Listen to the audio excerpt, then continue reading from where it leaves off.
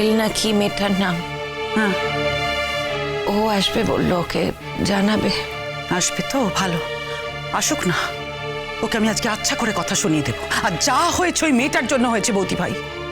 তার বলি কি করে বলো না, আমার ছেলের দোষও তো আছে, সেটাকে দেখতে পাবো না এমন অন্ধ মা তো নই। আজ এরম একটা অঘটন সে ঘটালো বলে তার দোষটা তো অদৃশ্য হয়ে যায় না। আমার ছেলে দোষ করেছে, এটা সত্যি দিদিভাই।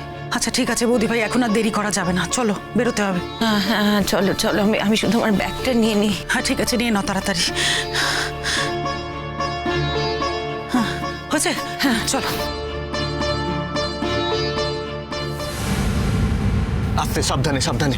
তুমি ওঠো, তুমি ওঠো কৃষ্ণ, ওঠো তাড়াতাড়ি।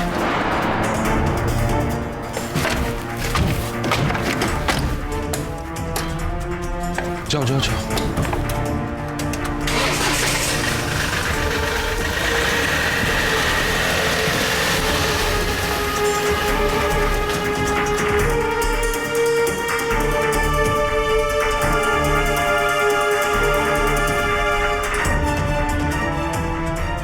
কি বলি বলো তো, একটার পর একটা ঝড়।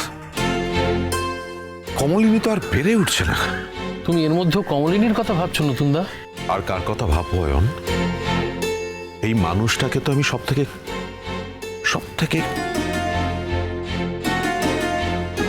এত বছর ধরে দেখেছি, এত কাছে থেকে আমি দেখেছি ছেলে মেয়েদের কিভাবে একা হাতে মানুষ করেছে, তার স্নেহ মায়া মমতা ছেলে মেয়েদের প্রতি। অথচ সন্তানদের কাছ থেকে এরকম কষ্ট পেতে হচ্ছে। একটা মানুষ আর কত ঝড় সামলাতে পারে বলো তো? খারাপ কি লাগছে জানো তো, আমি কাছে থেকেও ওকে শান্তি দিতে পারছি না, ওকে নিশ্চিন্ত করতে পারছি না। মাঝে মাঝে আমার না সন্দেহ হয় যে তুমি মানুষ না দেবতা। এই কথা কেন বলছো? দেখো, আমরা খুব সামান্য মানুষ। যে মানুষটাকে ভালোবেসেছি, আমার কাছে সেই মানুষটাকে ভালো রাখাটা ইম্পর্ট্যান্ট। আমার ভালো থাকা খারাপ থাকা সমস্তটাই নির্ভর করে তার ভালো থাকা খারাপ থাকার উপরে। আমি তো চাইবো সে শান্তিতে থাকুক, সুস্থ থাকুক, তাই না? তা নয় নতুনদা, আসলে এই জীবনে তো অনেক মানুষ দেখলাম, তোমার মতো আমি আর কাউকে দেখলাম না। দেখো, তোমাদের দুজনের সংসারটা তো বারবার ডিস্টার্ব হচ্ছে। তুমি তো বৌদির সাথে সেইভাবে শুরু থেকে সংসারটাই ভালো করে করতে পারলে না, বারবার ডিস্টারবেন্সেস আসছে তোমাদের লাইফে। আমার শান্তিতে সংসার করার থেকে অনেক বেশি ইম্পর্ট্যান্ট কমলিনীর ভালো থাকা, ওর শান্তিতে সংসার করা।